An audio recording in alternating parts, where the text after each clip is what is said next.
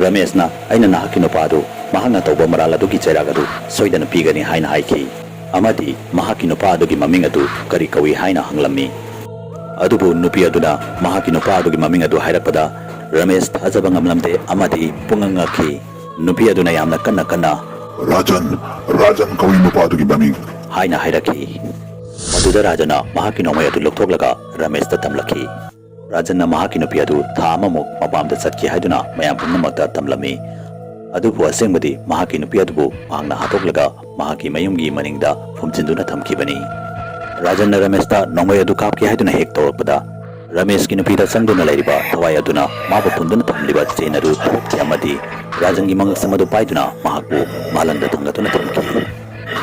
amadi Rajan wanthatuna laimaida taki nupi aduna wanthatuna tariba Rajan gi mathwakadu sagai ki amadi mafam aduda wanthatuna taki